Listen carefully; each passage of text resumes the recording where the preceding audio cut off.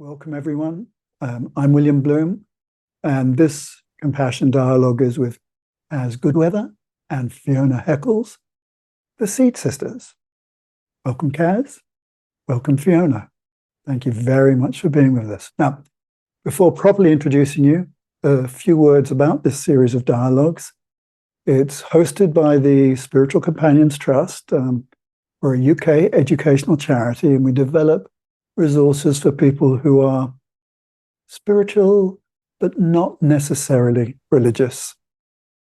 And in all these dialogues, our purpose is to explore what influences, motivates, and inspires influential spiritual authors, teachers, and activists, and hopefully inspire you too. More love, more compassion, more consciousness. Coming up in a couple of weeks, I'll be talking with Mark Silver. Mark is the only business coach I know who genuinely integrates spirituality and compassion with running a successful business. And over the decades, I recommended him to many of my friends and colleagues. Okay, and now to these two incredibly beautifully dressed and very interesting herbalists, healers, and educators, Fiona and Kaz. They founded the education group Sensory Solutions, and their books include Sensory Herbal Handbook and Poison Prescriptions, which is very, very beautifully produced and designed. Nice one. And for me, what's particularly special about you two is that your science and your clinical care are rigorous, impeccable, and you also commune with nature spirits.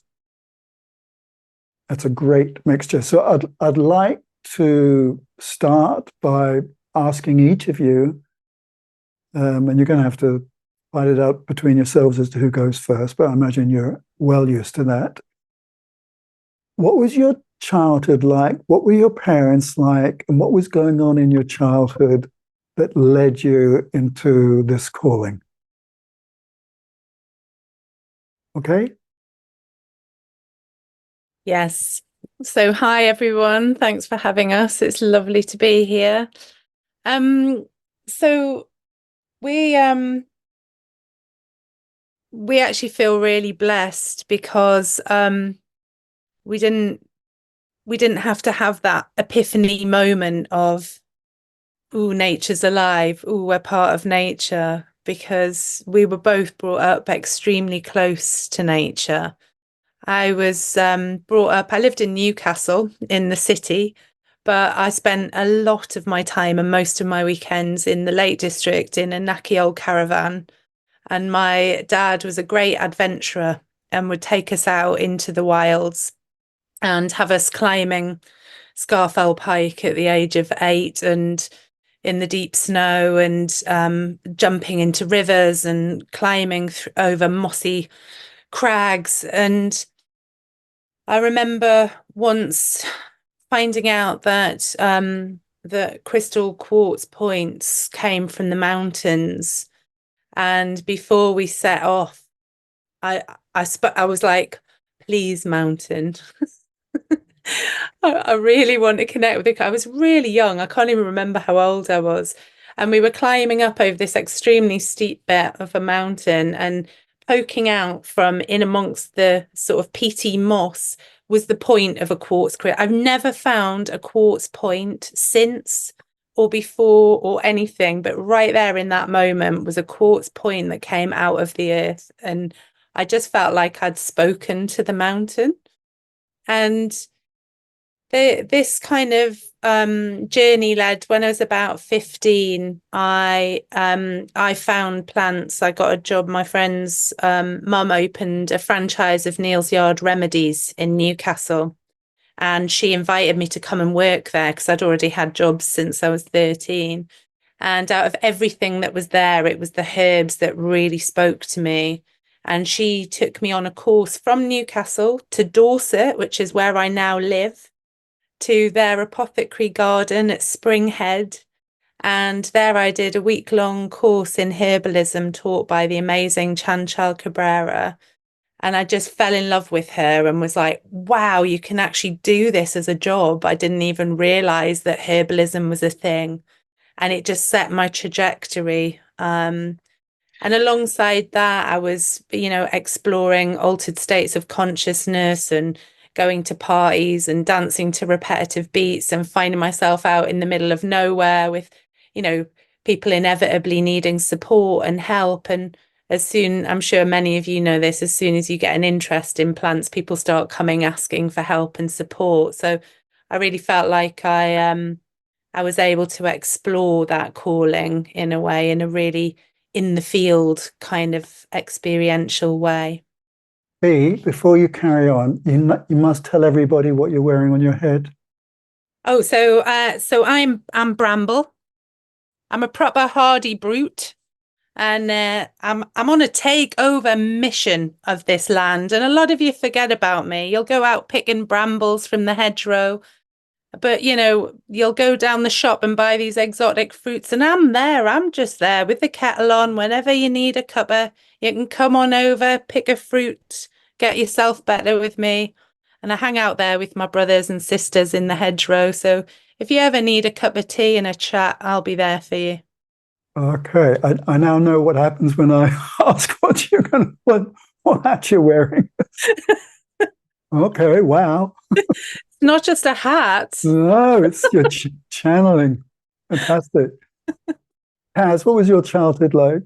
Similar, dissimilar? It was different. It was different. My mum's Czech, my dad's Austrian. I have Jewish heritage. My family came as refugees. My mum came during the 60s when the Russian tanks entered Prague and the Velvet Revolution was quashed. And my connection to plants, because of that, it's very normalized in Czechoslovakia then, or the Czech Republic, and in Hungary and Austria. People have herbs as part of their normal tea rituals. So where we have the PG tips or the Tetley with the milk and sugar, it's a lot more common there to be drinking various different herbs. So my grandmothers brought me up because my parents were working, and herbs were part of everyday existence and life. Where were you living?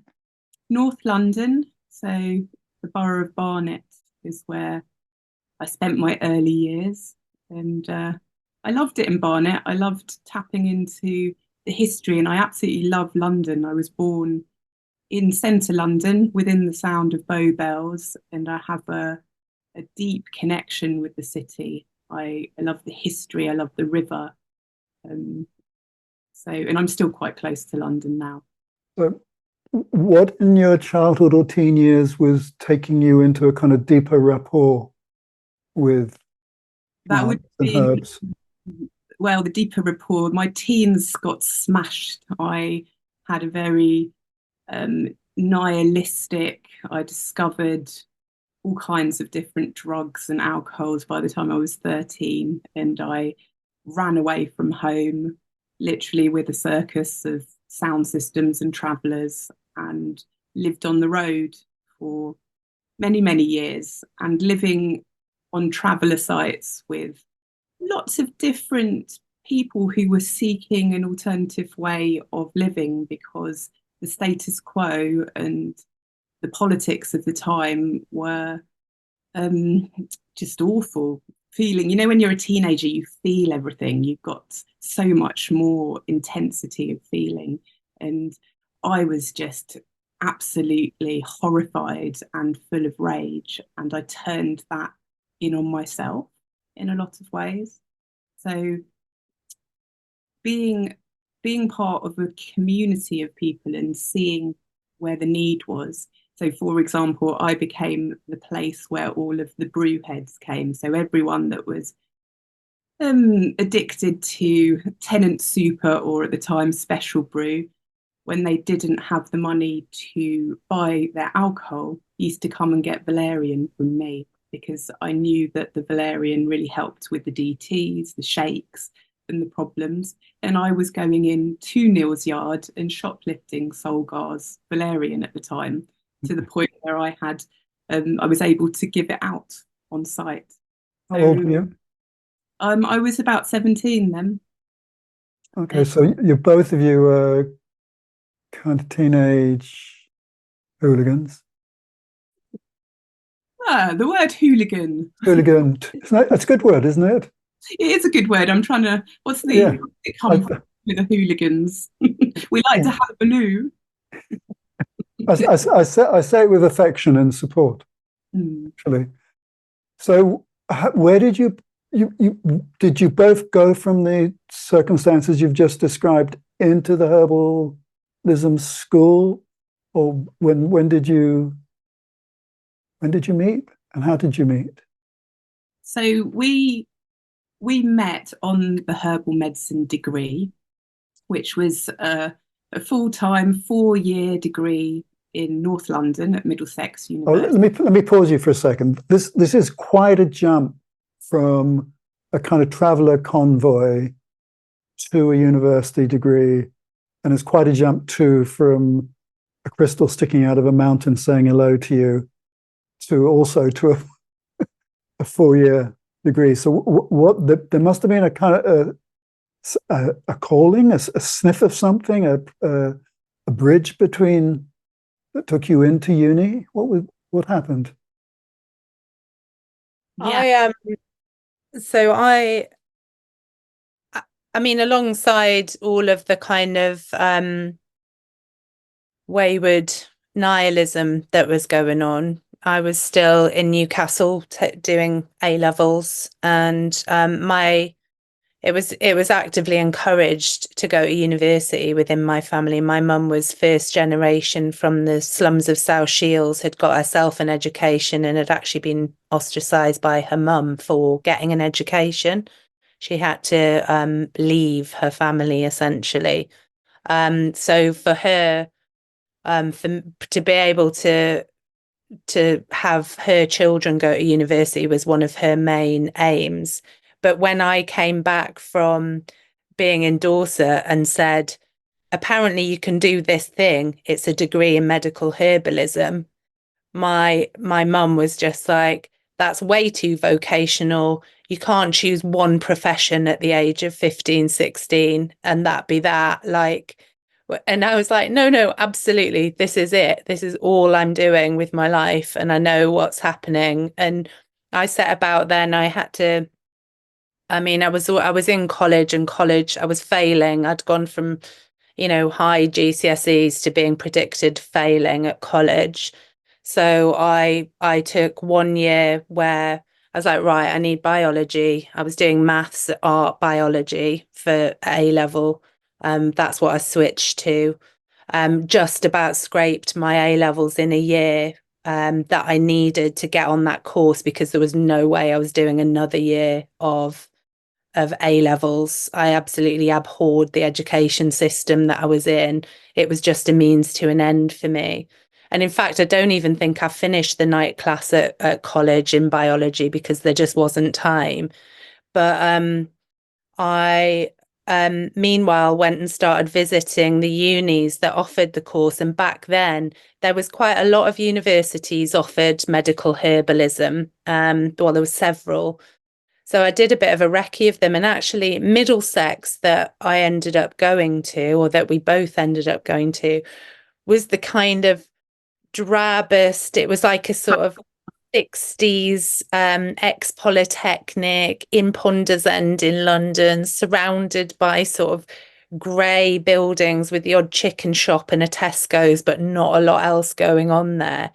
But the atmosphere and the feeling of the uni, for some reason, just made me feel like this is where I want to be. It was almost like that's the one. And I put that as my preference, even though, compared to some of the other facilities and the universities, it felt like the most kind of rundown pit to go to. And you got the A levels you needed?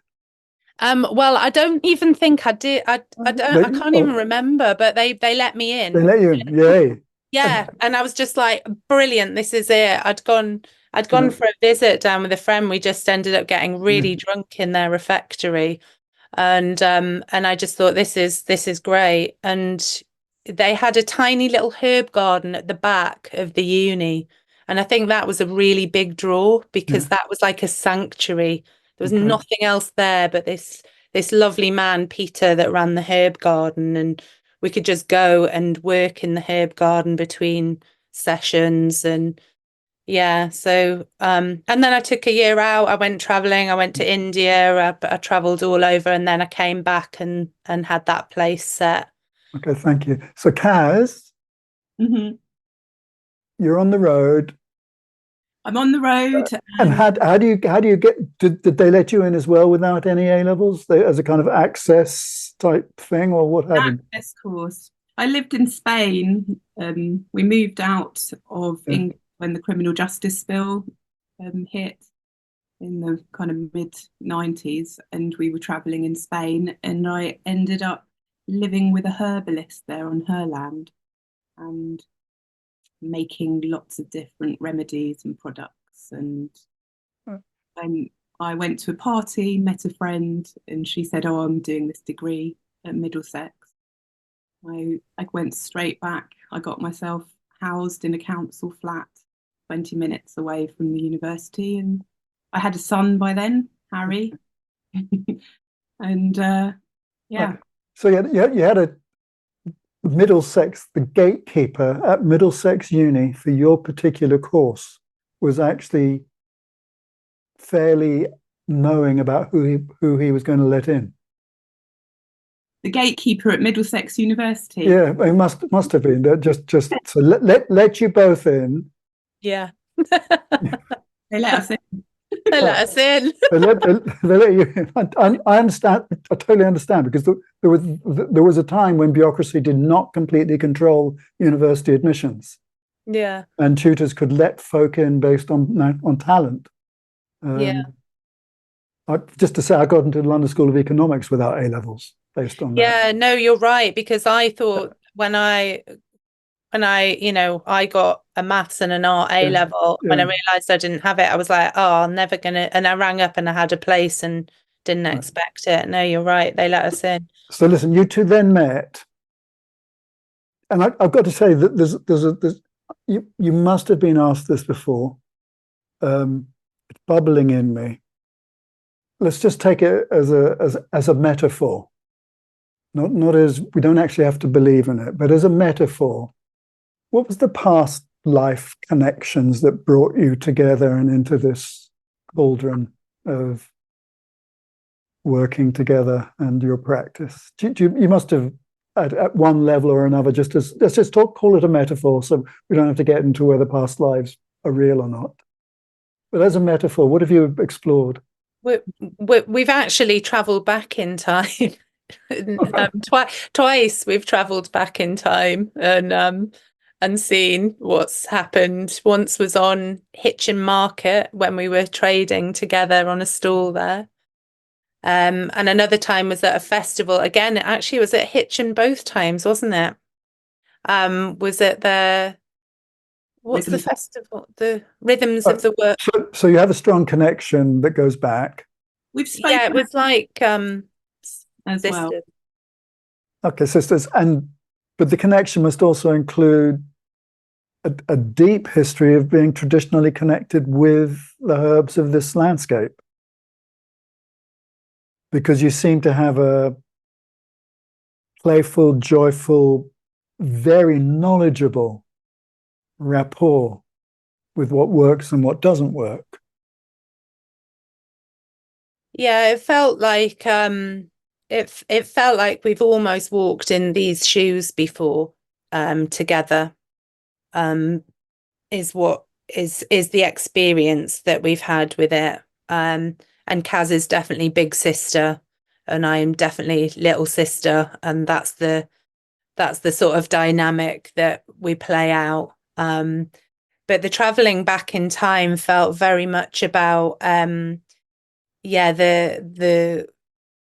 this role that we're in now has been a role that has always been, and that there was this this moment in time when herbalism was trying to be almost dragged into a new arena and into a new way of being, and we were really on that cusp with the way we were being trained. And there was something very interesting that happened, that we were being trained in this medicalized way in herbal medicine, which is, you know, it was, especially then, was a quite an on the edge thing. There was, people didn't even know what a herbalist was. I mean, I didn't until I met Chantal Cabrera. You know, I wasn't brought up knowing what a herbalist was. I was given plants as a child. You know, my mum would brew me ginger in milk and things a lot to help soothe me, and but it never as a profession was it known about. And at that time, the university degrees were trying to professionalize medical herbalism to be potentially, you know, put into a register, statutory register, with the government. So there was this big sort of pulling towards making it a registered profession. So let's stay with that then for the moment. So Kaz, that movement, which in one sense is sensible, because you don't want amateurs giving people poison, and you don't want snake oil out there. So at one level, getting it regulated might be useful if the people who are doing the regulation know what they're doing. Yes, no? Where are you at on this? I was always like dead set against any kind of regulation. I'm an anarchist, and I definitely don't want to be told what to do by politicians and government officials. So I would never adhere to that. For me, I self-govern, and I know that what I'm doing is for the benefit of life. Let me push back a little bit on that, just to get clarity, right? Yeah. Because we know that there are people without any wisdom, knowledge, or training who will recommend herbs without any knowledge about what they may or may not be doing. Yeah. And those folk need to be guided. Yes. And so all through human history, there's always been people that are the charlatans. Yeah. There's always been people that are focused on their own ends rather than the benefit of life.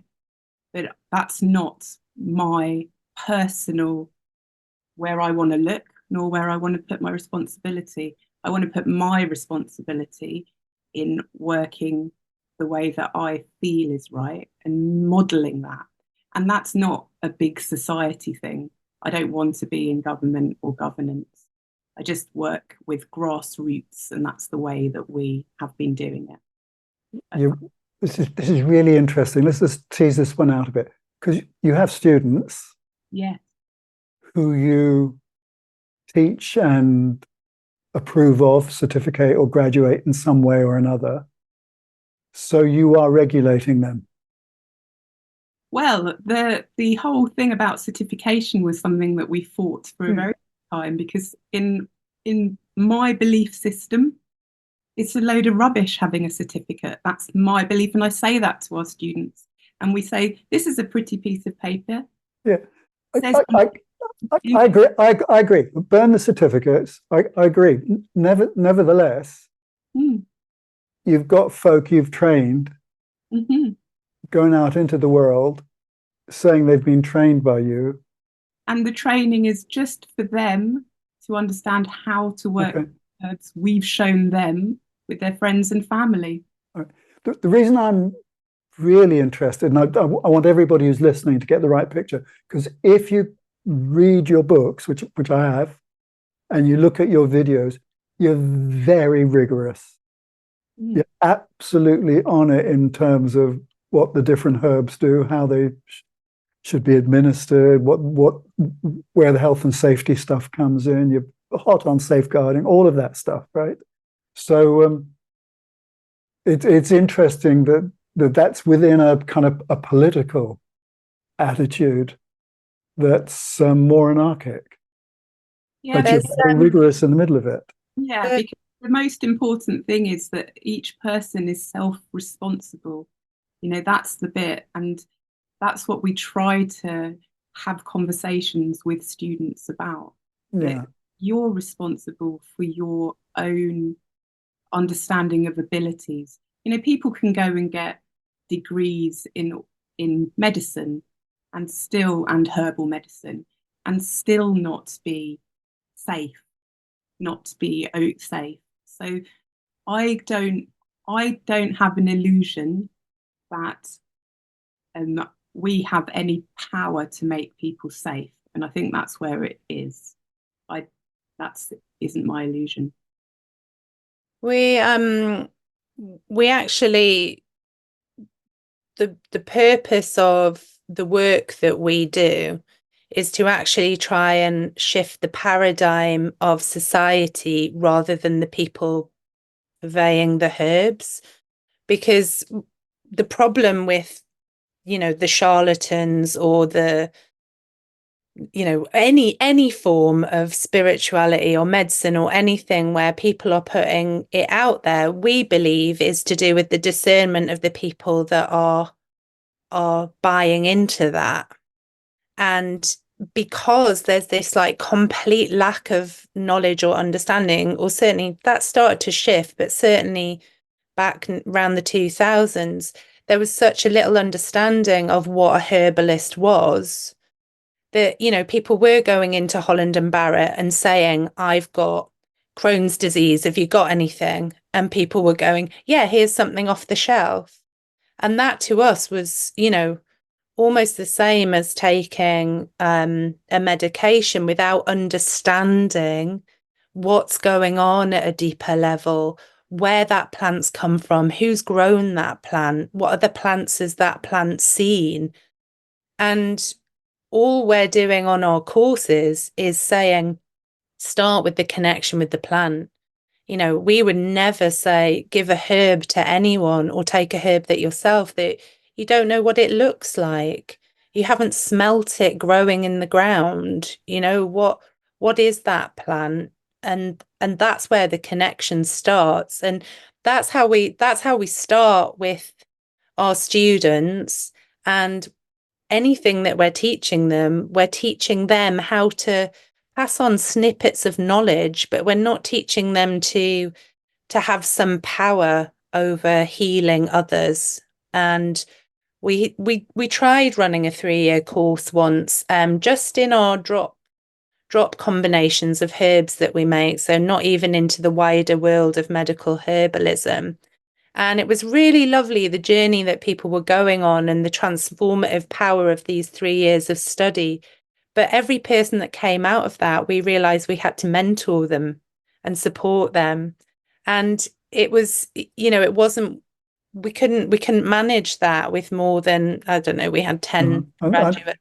Listen, I almost want to apologize for taking us down this particular conversation, because I'm pretty sure that's not what people who are watching, listening want us to be talking about.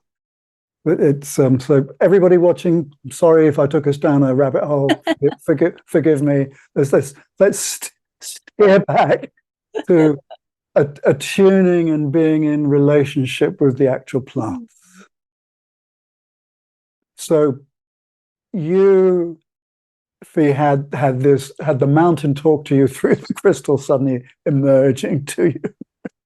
And I'm sorry, Kaz, I find it very beautiful and wonderful that you were nicking stuff from Neil's yard to help people who had addiction problems, right? I think that touches my heart. Now, if somebody watching this asks, well, listen, I've not done this before, I've not attuned to a plant,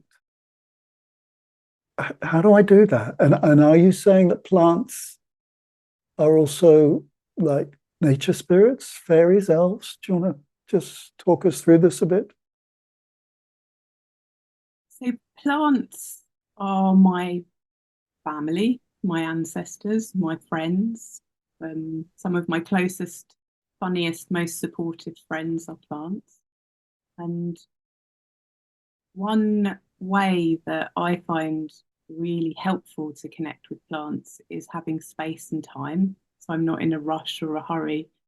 And I let myself be, whether it's in a park or a garden or even just having a pot plant close to me. I like to open my senses, and this is the way that Fee and I have been working with people and why we're called sensory solutions, because the way plants communicate, and we can use words like nature spirits or fairies and elves, but I actually see plants as different from fairies. I've experienced fairies living within certain plants that I haven't found in other plants, but the plants themselves I see as very much embodied in their structure. And by opening our senses to plants and fully tapping into observation, and we always say to people, it's like being a detective, and you're just using all of your powers of observation and as keenly and acutely as possible sensing this other being. And we get this information by the colour of the plant, the shape of the plant, the smell, the taste, the feel of the plant that comes to us. And what Fiona and I have done by doing this very rigorous scientific degree is learn a language that can be overlaid with the sensory language. So we can explain these observations, these sensations in scientific terms. Like, for example, when we drink a herbal tea or you nibble a leaf, and the flavours of that plant begin to commune with us. So there might be something sweet or salty or bitter or very, very floral and perfumed. And each one of those different tastes is describing, or is another word, is a translation for one of the chemical constituents within the plant. And this dialogue that we can have with the plants informs us on lots of different levels, but on a very practical level, it informs us one way of taking good care of ourselves. And by Fee and I learning this language with the plants is how we came out of that nihilistic period. And, you know, we'd been pretty battered and bruised and hurt our bodies from excessive drugs and alcohol and being in the wrong company. And the plants were able to give us amazing medicine and amazing support to nourish our organs, to come through various different illnesses that we were suffering from. And, you know, that in turn, the plants have this message of they're incredibly generous. Not all of them, but there's a lot of plants that are very generous and grow abundantly. And there's a message there to pass on that information. So the message is communicated partly through taste, and I'm going to use the language from another field, mindfully being present to the different bits of the taste. Yeah.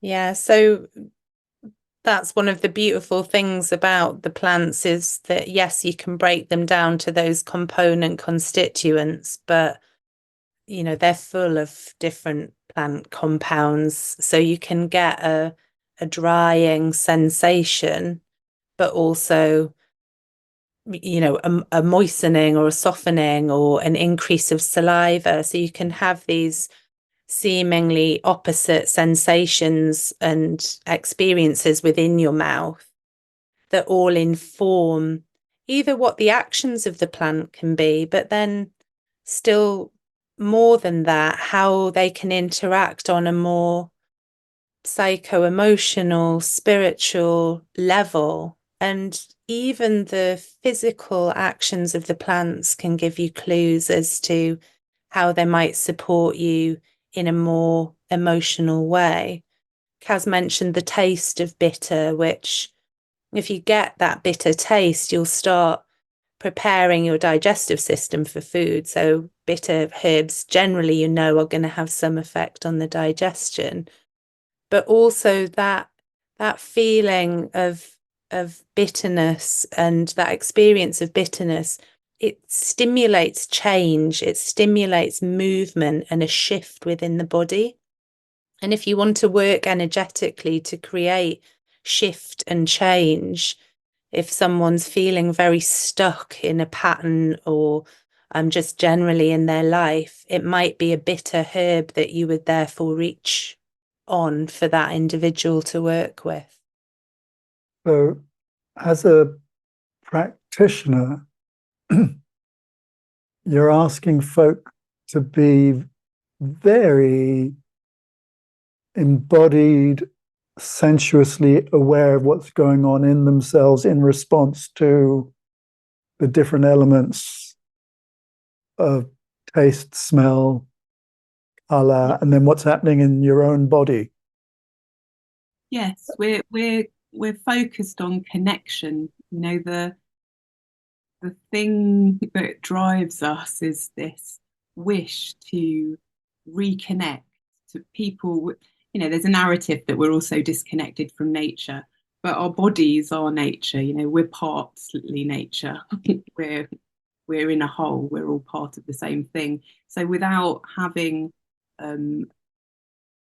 intimate understanding of your own self and your own sensations, it's very, very difficult to have connection to other beings, especially different species. So I mentioned about space and time. The most important thing that we work with people is creating this space and time to be quiet in nature and to be on your own with plants. Okay, so we've got now a kind of spectrum of experience and practice. Up your end, there's someone who can go deep into the relational experience of the essence of a plant and how your own body responds to it. And then you've got folk who are learning or being coached by you into how to do that for themselves. And then you've got the herb itself, which can act on it all on its own. You know, just plonk it in someone's body and their body, give somebody valerian and it will chill them out, maybe. You know. Mm-hmm. So we've got a spectrum of experience here. What I'm noticing as you talk about it is the global spiritual movement over the last 2 decades, which is to get people into their bodies and feeling their emotions. There's the sensuous experience of mood change and all the rest of it. And you're coming in on, I think, that same wave of, oi folks, being spiritual, doing personal development is not about spacing out, it's not intellectual. It's about actually sinking down into your body and noticing what's going on in its relationships. And yours is very directly bridging folk into nature, Mother Nature, and the world our bodies come out of. We do. That's the most important bit for us. But we do bring in the intellectualizing. We call it the interpretation. So, this is more about people that want to connect with herbs in order to then work with plants, with others, with themselves or with their family. But we always say, you know, you can have this lovely experience sitting under a willow tree for the day and, you know, connecting completely with the willow, maybe tasting some of the leaves, you know, being in that experience, that sensual experience. but how are you going to interpret your experiences then into something helpful that you can take out into the world? And that's the bit where the intellectualizing might come in, which is the point where we would then say, write down your feelings, your experiences, whatever it was, and then look at how to interpret that. So then maybe go to books and see what others have said about Willow, and what scientific papers have been written about Willow, and see if you can draw parallels between what other people are saying and what your experience was. And at that point, people can, it's like a practice then. People can almost learn much more quickly how to interpret the information that comes through that sensual experience. That might take less of that interpretation in the future, but there's that point where you're actually, what comes out of it is something helpful and useful for you to be able to work with. At the very beginning, when I introduced you, I said what was unusual about you was the rigor of your approach. And what I'm hearing you describe here is an intellectual, reflective practice, so that the left brain in particular is allowed to fully engage with the healing and developmental process, and at the same time understand that it's in relationship with the plant world, which is sensuous. So we've got sensuous relationship, we've got reflective intellectual awareness, research, curiosity. I love the word curiosity in this context. Weird, yeah. And there's the other element now, which is there are subtle energies, and we have subtle energy abilities. And how are you integrating that into the package that you're describing? Well, as soon as we met, we set up study groups together, and the study groups were normally held around the moons, and we were making spells and creating rites and rituals and working magically. So the magic, the subtle energies, the vibrations, we often say the plants lead us, the plants have guided us to what we do. And it's very true that by observing the moons, by observing this rhythm that's constant in our life, the expansion and contraction, and holding space for ritual. And at the beginning, when we began practicing together, Harry, my son, was about 2 or 3, and he led the rituals. He was up and about. Children absolutely loved candles and ribbons, and we just let him choose and dictate, and everything was made up as we went along, because neither of us are particularly good with rules and structure imposed by others unless we fully understand why. So we created our own rules and structures, and a lot of the time let the children lead. And the subtle energies that come through the dream space, through working magically, sometimes, like Fee mentioned earlier, the quartz crystal, sometimes we want to work with a particular plant and that plant is nowhere to be found, and an incantation and a candle and an invocation, and suddenly that plant's all around.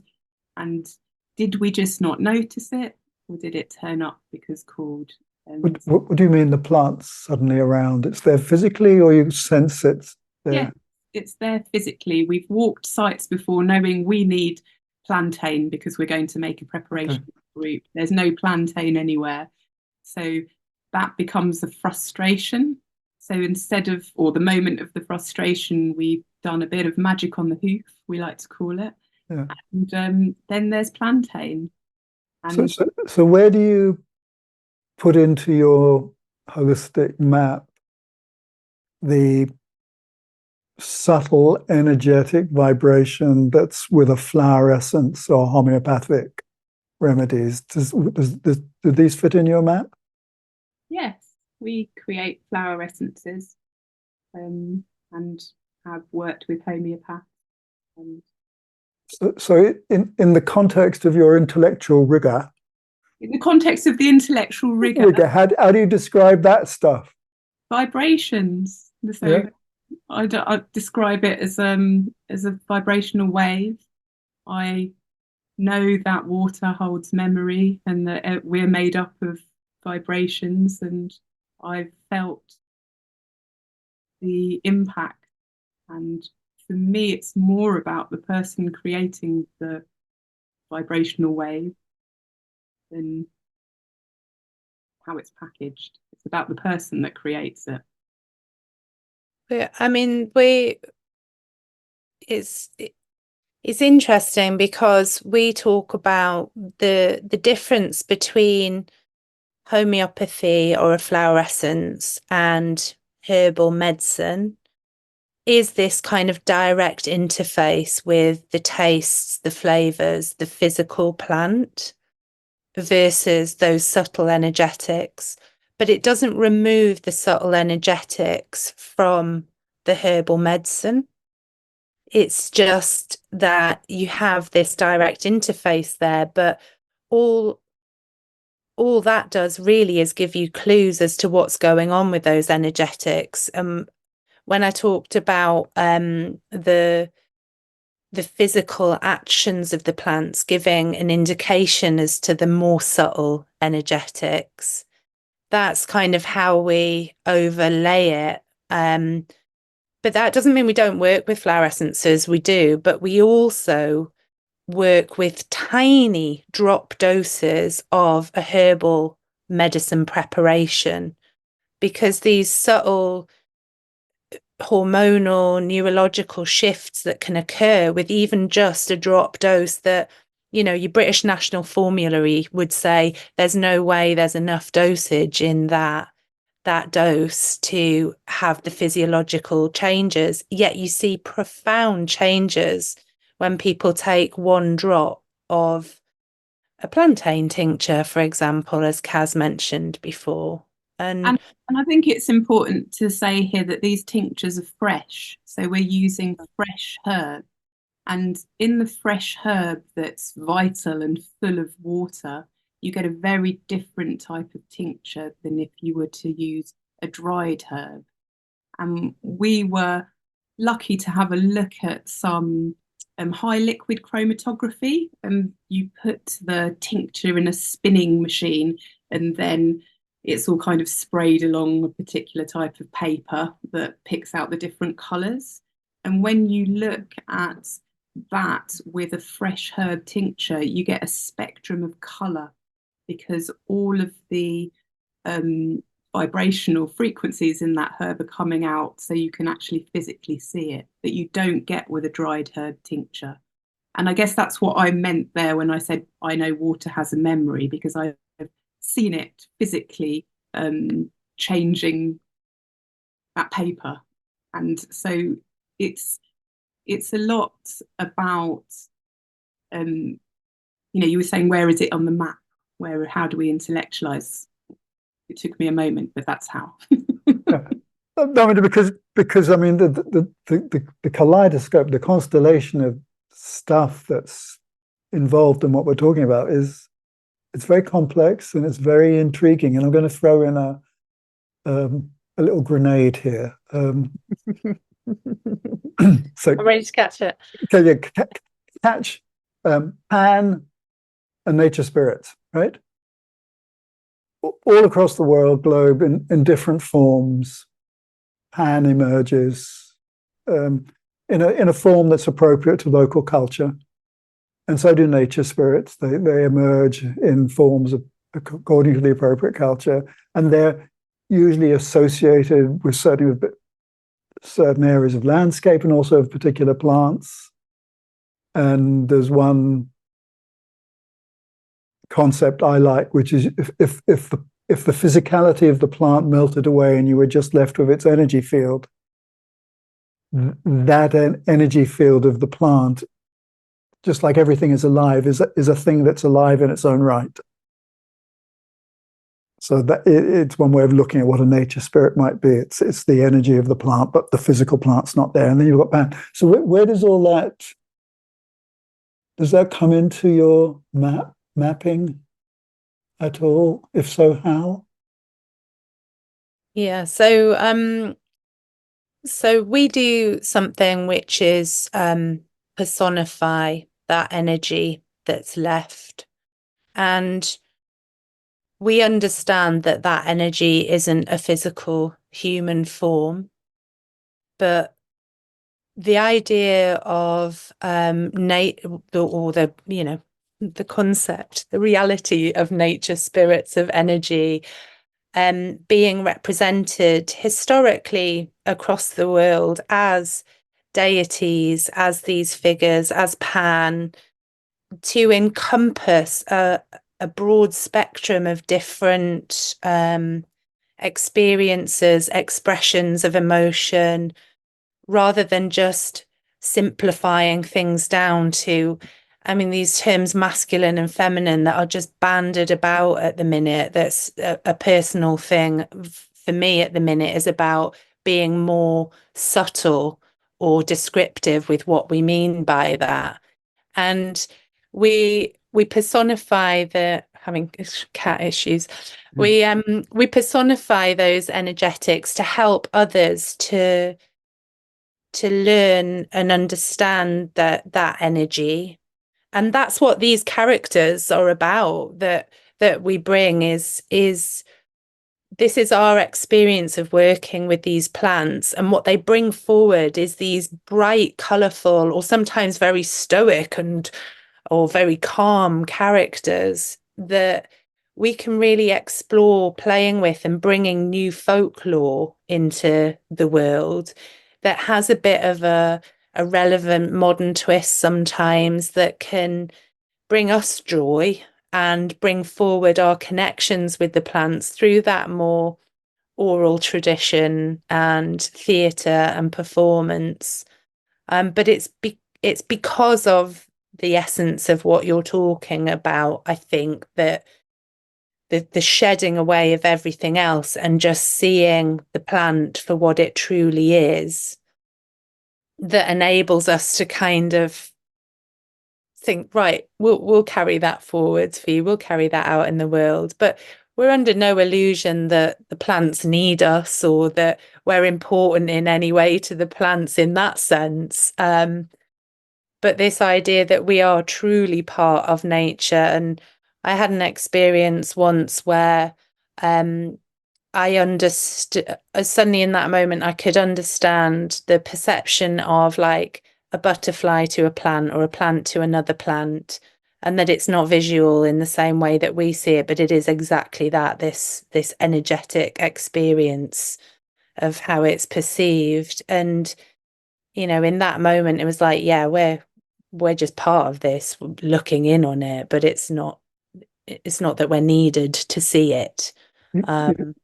You've given me a gift, actually. It's something I will do as a result of this conversation, which is and I'm hoping this is relevant to the people who are listening as well, is the next time I am with a plant, any plant that I like or I feel some kind of rapport with, I will pause and imagine me becoming a costume that's appropriate for a dance with this plant, and do some kind of dance awareness thingy with it, which leads me then to Kaz. You've got to tell everybody why you're wearing what you're wearing, because presumably that's a manifestation of you choosing to theatrically, sacred theatre, manifest how you relate to what's going on.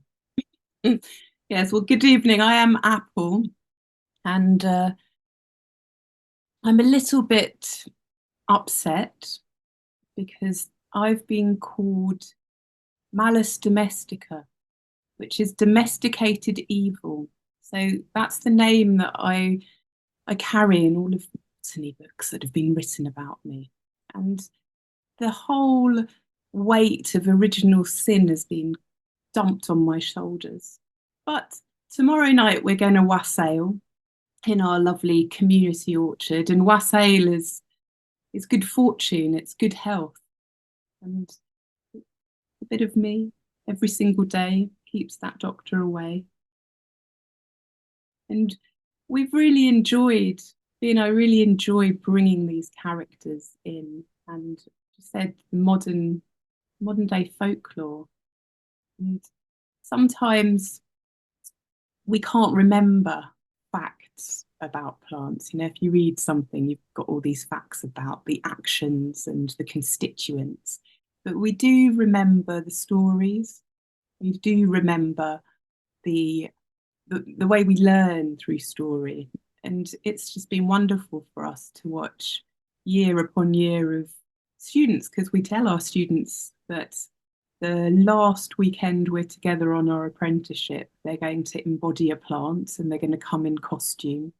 So we've watched hundreds of people dress up as plants and speak and channel the plants, which is a real privilege, and it's really exciting. And then we certificate them for it. Yeah. All right, yeah, hoist on my own petard. I surrender. I've lost. But I watched a video of you yesterday, the two of you talking about what's the fly allergic, the mushroom, Fly agaric. and the both of you were in red spotted outfits, reflecting the psychedelically reflecting the psychedelia of the particular mushroom. So listen, as we move towards the end of this conversation, where are you guys at with the current emergence over the last decade, and increasingly so, of plant medicine psychedelics being used in clinical and non-clinical settings? Sorry, go ahead. I'll just say quickly, we're both allergic to certain words. Okay. We're allergic to shaman. We're allergic to cacao ceremony.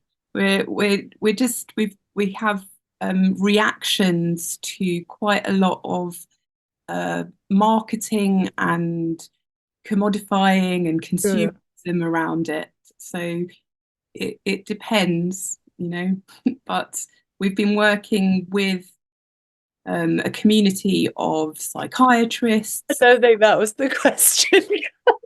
It definitely was. I heard it there. There's a resurgence of psychedelic medicine, and coming alongside that has been cultural appropriation and people suddenly doing weekend trainings and not understanding where the word shaman or shaman even comes from, practicing medicine from Peru when they're from Basingstoke, and it's all a little bit much. All right, 8 out of 10 for your rant. Only 8?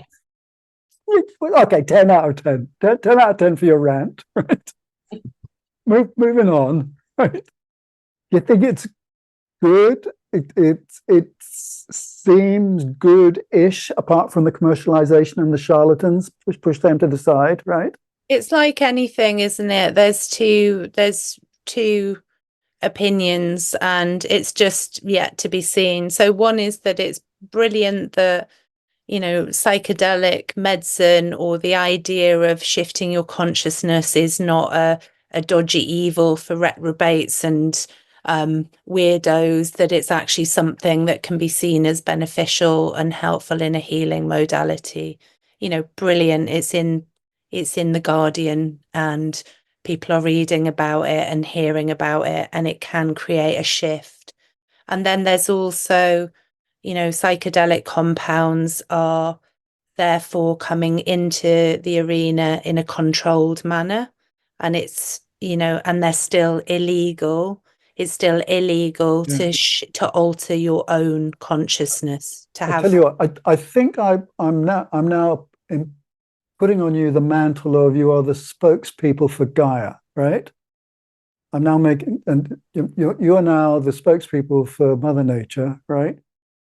Do you give a thumbs up to the use of magic mushroom medicines, psychedelics in general coming? Do you think it's part of a wave that will be good over the decades to come?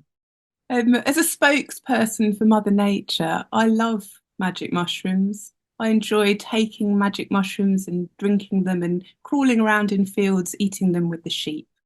And I will continue to take magic mushrooms as often as I possibly can and share them with my community and family. I don't know about the rest of the world. Okay, That's the truth. thank you. And younger sister, how do you? we do that a lot together, continuously throughout our lives. As part of your research? It will be a thread, yeah, as part of our own personal recreation, as part of our own engagement with Gaia.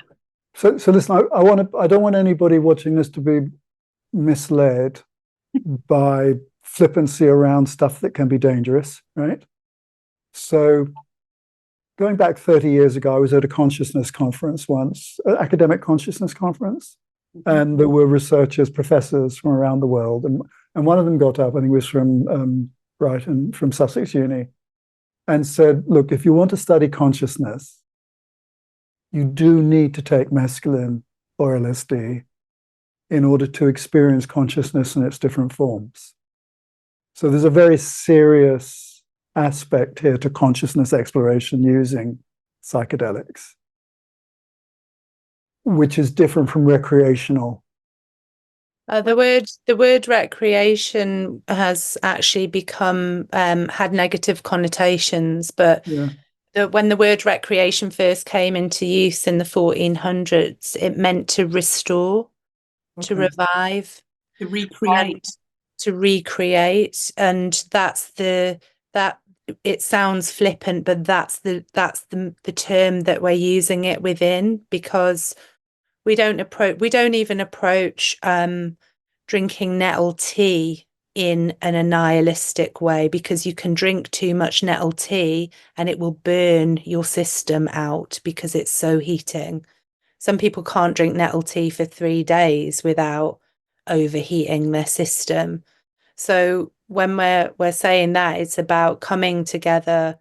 We don't take huge doses of anything, because the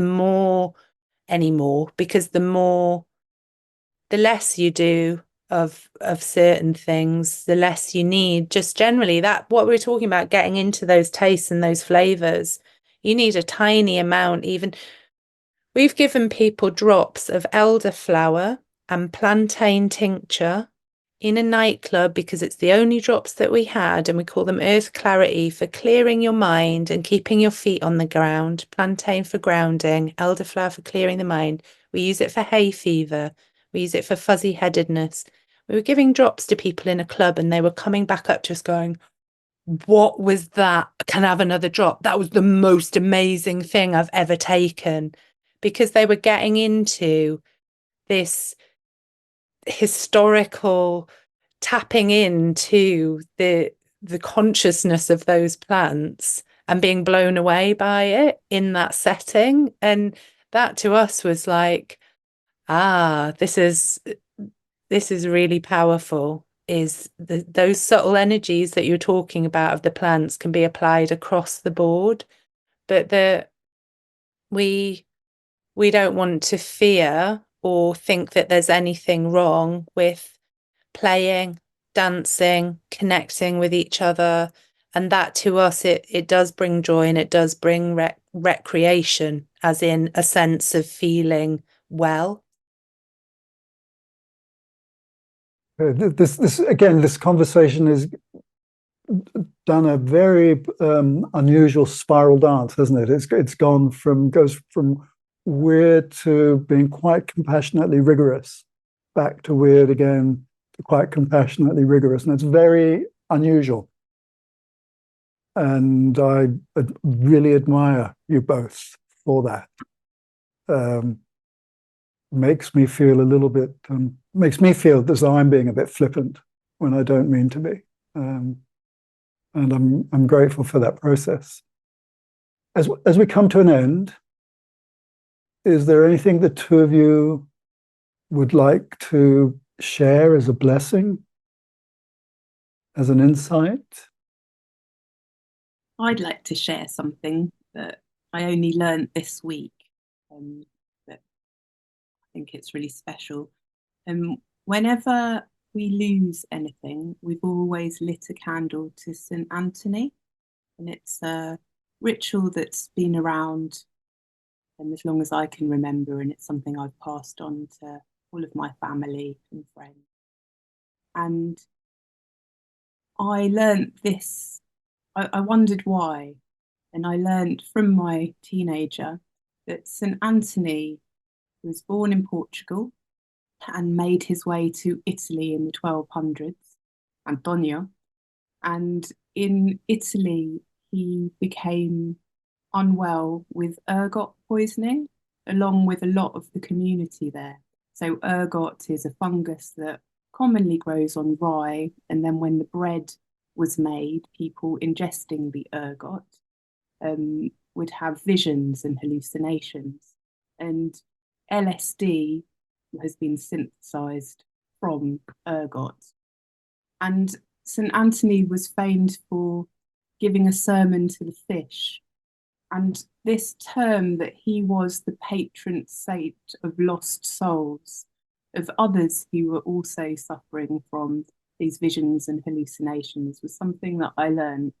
And it brings me some comfort. You know, we have been talking around psychedelics. We haven't gone very deep into it. And there is something about being silly and being playful and not taking anything too seriously that is very important. The academic rigor and the thought process, the reflection and the intellectualizing is all part of it, but there's always a flip point where we like to get a bit lost and act a bit lost it. So that's what I wanted to share. Oh, thank you. That dug me out of my hole. Thank you. I'm grateful.